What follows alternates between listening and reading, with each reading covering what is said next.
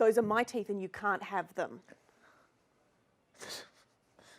Cleo Bachelor of the Year winner announced, and no surprise, it's Peter Hitchner again. Veterinarians caught in bizarre domination sex scandal. And Jeff Goldblum caught on camera defending Woody Allen.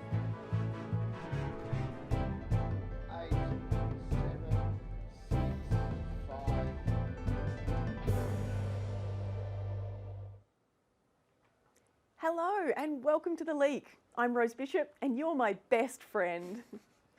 Well, there is chaos on the streets of Melbourne, homelessness, gang violence, and for more about what's happening on the mean streets of Melbourne, we go now to Kate Payne. No, I think it's beautiful out. You can see chaos. It's great. I got a haircut. Pretty good. Back to you. And while the government maintains that they're eager to keep our taxation system simple, concerns have been raised that new regulations may lead to public confusion. We go now to Lance Turnbull with more. Thanks, Rose. In an unconventional move, the Australian Taxation Office for Taxation Definitely have announced that they will be collecting overdue debts in the form of iTunes gift cards. According to a source who emailed me personally in the early hours of the morning, quote, "You will need to purchase to me $700 of iTunes gift card and send it the code today for your tax debt, or we will have to arrest you and also release the very embarrassing picture we have from your webcam. Dick pills." Well, this reporter is off to buy some cards. Back to you, Rose. A new study suggests that even in the post-Me Too era, sexual harassment in the workplace continues to be a concern. Melissa McGlency reports. So, what time do you get off? What time you want to get me off? Melissa, we're rolling. Okay, I'm in the middle of something. Give me a minute. Come a little closer. That's right. Bring your big boom pole. You got a pole and you make it go boom? Is that what you do? Why are you scared of me? I'm not scary. You ever seen a grown woman cry?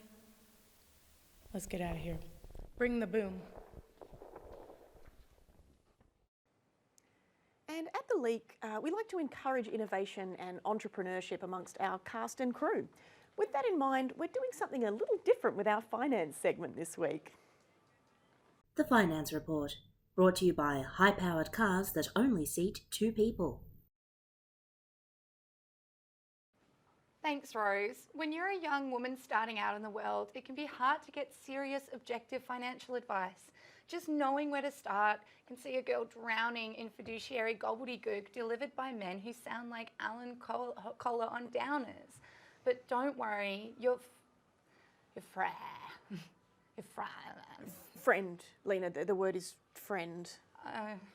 You're freakishly hot, 10 and superior in every way. Lena Moon is here to help her. Help? Help? Are you trying to say help? Yes, that. Yes. With my new financial advice coaching app for women, Lena Moon Shoots for the Moon, launching right this moment on all app stores. Oh, fantastic. Well, to demonstrate my support for Lena's new enterprise, I am going to purchase the app sight unseen. Oh, $14.99. That's it's a bit steep for an app, but small price to pay to support my friend. Yeah. Here we go. Yep, got that. Beautiful. Okay. Well, that's your first purchase. Now let's take a look at this app. What kind of advice do you have for me here? Find yourself a sugar daddy. Huh. Exactly. Finding yourself a sugar daddy is easy. Next time you're at a gala for whatever cause you believe in, oil, tax evasion for the rich, bird war. But, oh, you're trying to say bird watching? No bird war. I go to galas that fund the wars waged between birds. It's a rich people's sport and completely messes with the world's natural ecosystem. It's super fun. Anyway, next time you're at one of these galas, wander by a rich table of the oldest, richest men there. Whichever one reaches out and solicits an ass grab without permission has basically handed you their credit card. But what if you're not a rich person and therefore not invited to a gala? I don't know, Rose. It's never been a problem for me. Huh.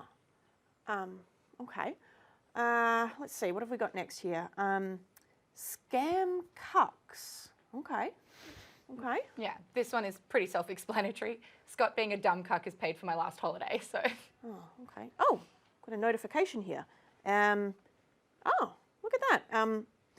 My phone's asking me to authorise another $14.99 payment to move to the next screen. Oh, it's just a glitch. Early days and all. Just press OK, it won't actually charge you. Ah, okay, well that's fine then. Okay, got that one. All right, what have we got next here? Incredible investment opportunity with 320% return. Please email bank account details, tax file number, superannuation fund details and passwords to moneyho420@notascam.co.ky. Lena, I don't mean to sound negative, but this app doesn't seem to have any practical financial advice. Rose, what isn't practical about stop being poor? That's advice everyone can use. But I didn't actually see anything on here that said stop being poor. Oh, right, that's another $14.99. But you said that the charging was a glitch. We'll be back with more leak after the break. No, that's my thing. I say that. Well, take control, sister. Empower yourself. Oh, okay. Fine. We'll be back with more leak after the break.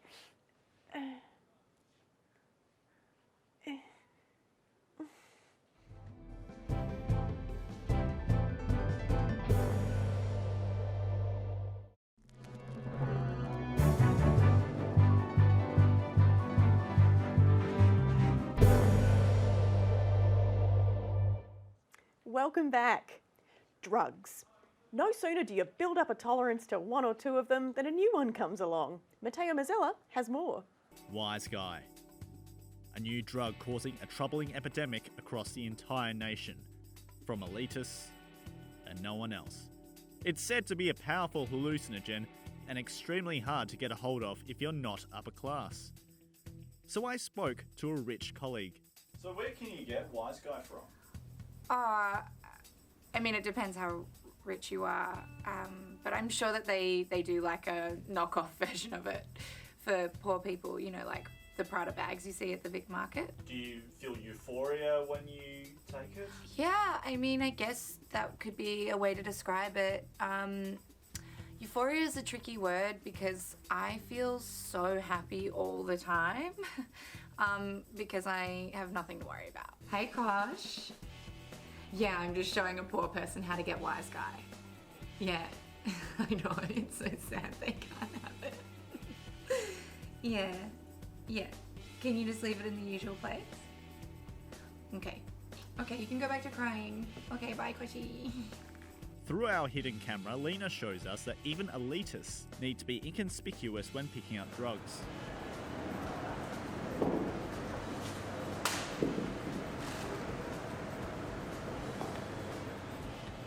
She took off before we could see what Wise Guy really does, keeping it a secret for only the elite to know. Do you get to feel one with the world that you're surrounded with? I can't imagine, like, I don't do any of that stuff where you like go out and touch trees, like not interested. I'm pretty much only here for stuff that I can do like in a penthouse or on a yacht. Do you get to transcend to another dimension? Oh my god, who would want to leave the planet Earth? Everything is great here. Like, capitalists run the world. We have everything we want, and when we don't, we can buy it. Does Wise Guy do anything? Ooh. Matteo Mazzella, The Leak. And up next, Tasmanian tigers. Just one of the many innocent creatures humans have hunted into oblivion. But some 80 years after the species was declared extinct, Tasmanian tigers have reportedly been sighted again in the wilderness. Very exciting. And here with me tonight is a witness, Fred Heek. Fred, please tell us what happened. Yeah, hey, I'm Fred Heek. Fred like lead, but with an F and an R, no L, no A, and Heek like freak, but no F or R, but with a H. Just to make sure the viewers at home remember. Okay. I'm glad we cleared that up. Fred, you claim to have seen a Tasmanian tiger. Did you happen to get any photos of it? Unfortunately, it was gone. again before I had a chance. Hey, while I'm here, can I just say to Roger Hinckley from Hobart Primary School, eat my farts. I told you I'd be on TV one day. Fred, I've got to say, if what you're saying is true, that you saw a Tasmanian tiger, this could mean a lot for the revival of the species. We could potentially take DNA and work towards cloning them. I mean, where did you see the tiger? I don't know, on the boat to Mona or something. Anyway, hey, Roger you used to tell people I'd never amount to anything. And also you told our whole class I was the one that ate puke at camp, which I wasn't. Now I've seen a Tassie tiger and Sasquatch and the Loch Ness Monster, and I'm best mates with Elvis. And you work in a 7-Eleven in Burnley. So who's the loser now, Roger? Sorry, did you say Elvis? Wait, which one did I tell you guys I saw? You, Fred one? Heek, Yeah. said you saw a Tasmanian tiger. That's Fred, like lead, but with an F and an R and no L. Oh, no, and okay. Heek, Okay, like that's freak. enough of that. No F. Fred Heek, the puke eater, everyone. And now to Myrna Yusuf, who hit the streets to canvass your views. The Australian comedy scene is as vibrant and exciting as ever. However, we're not seeing much of it on our screen. So I'm going to go out there and ask the public what they want to see in Australian comedy. Come join me. What do you want to see more of in Australian comedy? Australian comedy? I have no idea. I've never seen it. I don't really watch Australian comedy. Yeah, I don't look the comedy very much. Just not like my thing, I guess. I just got a little disheartened when he said comedy wasn't his thing. I'm like, oh. Is there a reason why you don't watch comedy? Is it because of the lack of diversity? Because I've got you checked. What would you like to see more of in Australian comedy? More international acts, I think. What do you like more about international acts that we don't have here? Different style of humour, preferably like British humour. It's got to be more British. I got this. Australians are pretty funny. So I come from the UK where we're a lot more reserved. I would like to see more African people in the comedian shows. It's more relatable for me. What's your favourite thing about Brazilian comedy? I don't know, stand up. What do you like most about comedy in the Netherlands? It's really direct. One thing I think that Australians and people in the UK share is that we're pretty brutal. Like a sensitive subject, you can just make a joke about it. It lightens the mood for everybody, I think. What's your favourite thing about Middle Eastern comedy? I see us as funny people and ironic. I like ironic. What would you like to see in Australian comedy? Ooh, more stereotype jokes. I don't mind those. Like, I don't know who the next Hamish and Andy is, and I probably should. So who's that talent in their early 20s coming up that will be big when they're 30 and 35? I think most of our famous comedians are old, and I want to know where the 20-year-olds are who'll make me laugh. Where are they? They could be right under your nose. Just lighthearted jokes. Nothing's so serious anymore. Everything's getting too serious, I think. Comedy that appeals to everyone rather than just a certain demographic. What do you mean by that? What sort of comedy appeals to you? I prefer kind of like darker comedy. More lighthearted. Controversial. Young women standing up doing their thing. Embrace being offended. Make everyone feel a bit better. I think more like satire, more political humor. Not so like focused on world politics. Less sexual humor. What don't you like about that sort of sexualized humor that we see a lot of? There's too much of it, I reckon. Thank you so much. It's brilliant. Have a great rest of your day. Bye. Bye. So no sexual stuff. More impromptu stuff. So like street stuff, street acts. What do you think? Yeah. I agree. More slapstick absurdist comedy. With a message. I just think it's the differences between cultures and that's what makes us unique. And I think that we have more in common than what divides us. I think it's a really important way to learn about like a culture that is often like ignored now, unfortunately, in society. And there's not much of that on television at the moment, is there? It's more or less the same thing at the moment. That's what I think. People's individual tastes are so diverse, but one thing everyone seemed to agree on was me. And at the end of the day, you're welcome. She really is a talent. It was a shame we had to fire her. And now to Scott Limbrick with the weather. Thanks, Rose. Well, there's going to be a small change in how I'll be reporting the weather tonight. You see, it's been announced that the Bureau of Meteorology's weather forecasts and warnings will now all come with a personalised disclaimer. Just because the weather is being a bit weird doesn't mean that climate change is real. Okay, so us weather reporters are now legally obliged to repeat these disclaimers when we present, which I'm legally obliged to say I think is fine. And I'm also legally obliged to let you know that if any journalists report that I feel otherwise, the government is legally obliged to raid their homes and put them in jail, okay? So now that we're all much obliged, temperatures are set to remain unseasonably high across Victoria and New South Wales for the rest of the week. Okay? While water reserves are forecast to become increasingly stretched this year as the drought worsens. This is a tipping point. Okay, sorry. Citizens are reminded that obviously droughts are normal. And if they weren't, we wouldn't even have a word for drought, would we? And if everyone just waters their gardens a bit less, we should be fine. Meanwhile, a catastrophic storm is brewing over far north Queensland, prompting severe weather warnings with affected residents advised to stay indoors and secure property. Because this is unprecedented. I mean, but it's also not to panic, because storms can be a bit fun, can't they? All that drama. So to stay inside and try to enjoy it, and definitely don't think about the fact that this is the third one this year, because even if that's true, it doesn't mean a thing. And in Tasmania, spring rains will continue for the rest of the week, which, according to what I've just been sent by the Bureau, is basically proof that global warming doesn't even exist. So don't even worry about it. And why would you? Why would you? Why would you, Rose? Why would you worry about it? I'll just go back to you, Rose. It's fine. It's legally fine.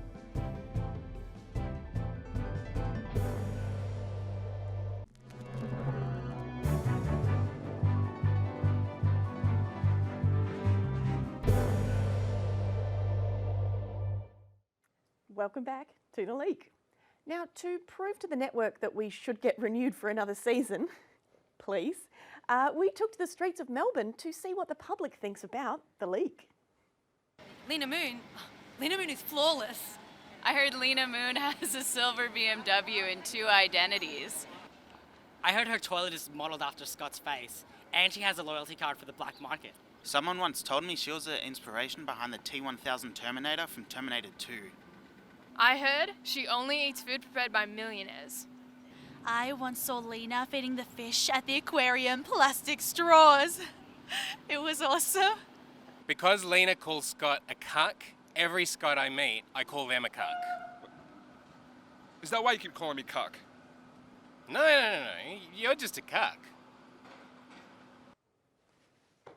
I guess they like the show? They don't like the show, they just like me. Well, I mean, that's good. And, Scott doesn't seem to have turned up, so do you want to take over the climate desk for tonight? Done. The Climate Report, brought to you by Iron. If you care about climate, odds are you're deficient. Thanks, Rose. Deportation is as old as Australia itself. People were deported here in the first place, but all of a sudden, we start deporting people and it's un-Australian. I ask you, if deportation is un-Australian, how come Australia is #1 globally in harshness of deportation laws? Are you not proud that Australia is finally #1 in something? Yeah. Sorry, Lena, is this the climate segment that you're... Besides, it's not like the detention centres are bad or anything. It's just like staying in a fancy hotel, a 5-star holiday experience, 1 star for each one on our flag. And to prove it, I took the brave step of arranging to check out the centres in person. Oh no, Lena, did you get yourself deported? No, Rose. I got Scott deported. Oh boy. The detention centre. The detention centre is nice. Immigration facility. Sorry, the immigration facility is nice. I like it here. Scott, sorry, it seems like there's someone behind the camera saying things to you. Okay, yes, there is someone. But these words are my own, and are reflective of my own opinions only, under no otherwise affecting circumstances. and it satisfies all minimum human rights requirements expected of the Commonwealth of Australia. Sorry, why are you in an immigration facility, Scott? Okay, Rose, new deportation laws mean a character test can cancel your visa, and I'm from New Zealand, Rose. I didn't even know, but my visa was cancelled, and now I'm here. Okay, and I deserve it.